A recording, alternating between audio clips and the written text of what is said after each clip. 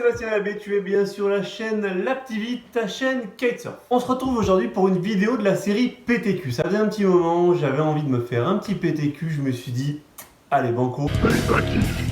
Donc aujourd'hui, vous l'avez vu, ça se passe sur la plage. Voilà, on est en hiver, on est souvent seul sur les spots, on n'a pas grand monde pour décoller avec soi, ou alors on va rider simplement avec un pote et on veut décoller mutuellement nos kites. C'est-à-dire qu'il y en a un qui décolle son kite et puis il va aider le deuxième à décoller. Ben oui, forcément, il y a moins de monde sur les plages, donc on va souvent être dans ce type de configuration, moins de riders sur le spot, du coup on se retrouve qu'à deux.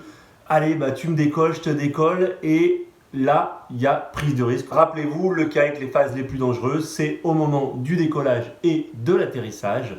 Voilà, la phase où on est sur la terre ferme. Et forcément, bah, qu'est-ce qui va se passer avec nos deux riders ici? Bim, ils vont payer leur quiche. Et encore, ils la payent pas trop sévèrement, la quiche. Ça aurait bien pu se passer bien plus mal.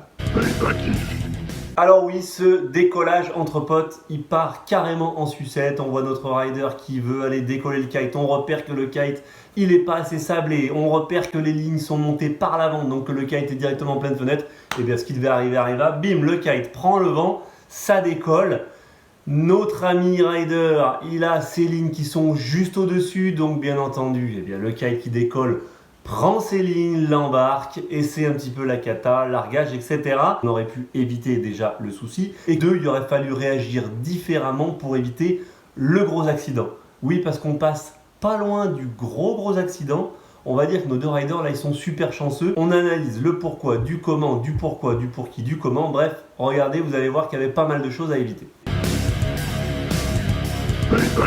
Alors la première chose, je l'ai dit tout à l'heure, ce qu'on remarque, c'est que le rider qui a posé son aile sur le sable, il a peu sablé le kite. Vous êtes parti là pour décoller à deux, allez-y franchement au niveau du sablage pour sécuriser la chose. La deuxième chose qu'on remarque quand les deux riders se placent, c'est que le rider qui attend pour que son kite soit décollé, il est en pleine fenêtre. On voit bien que ces lignes, elles partent en direction du vent.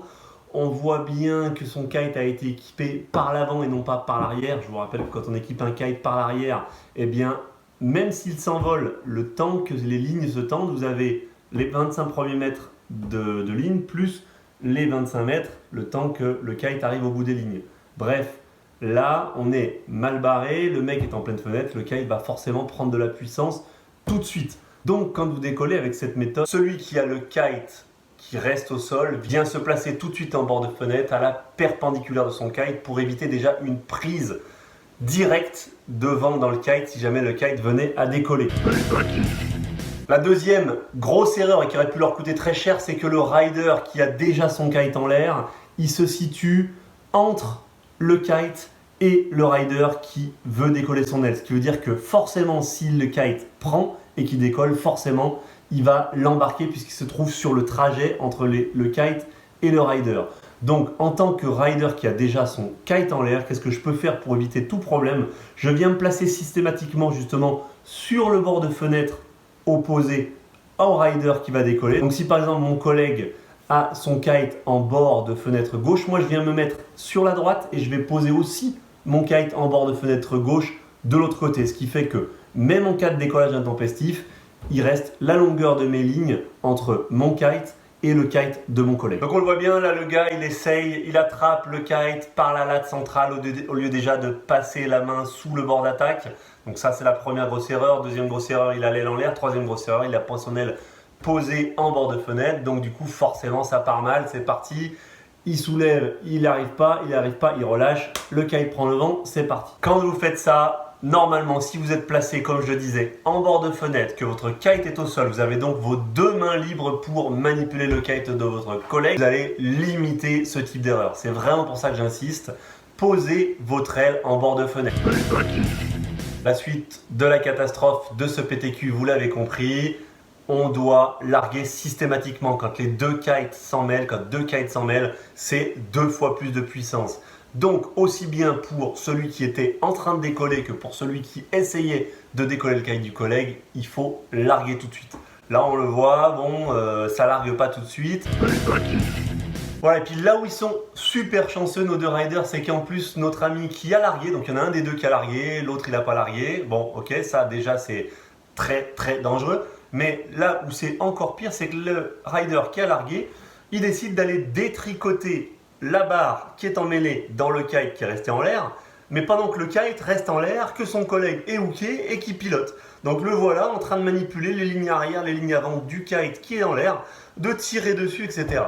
Vous comprenez bien que le moindre différentiel qui se crée au niveau des lignes et le kite qui est en l'air part en kite loop et nos deux riders ils partent en vol plané. Et là, cette fois-ci, ça se termine très très mal. Donc avant d'essayer de démêler la barre, les lignes, là ils s'en sortent bien, on fait tomber le deuxième kite en bord de fenêtre, on largue, quitte à maintenir son kite en tenant le bord déchoqué dans les mains pour ne pas le laisser partir, mais on largue et à partir de ce moment-là, on détricote. Mais là, nos deux riders, ils frisent la correctionnelle. Voilà, bah écoutez, c'est la fin de ce PTQ les glissous. Je pense que ce sujet du co-décollage, du décollage entre collègues est un sujet intéressant et on se fera certainement une petite vidéo pour voir comment décoller un collègue alors qu'on a déjà son aile en l'air en toute sécurité. Moi je vous dis à très bientôt les glissous. N'oubliez pas, life is a beach, alors on ne se prend pas la tête. Et puis bah écoutez, à bientôt sur l'eau ou sur la chaîne YouTube. Ciao.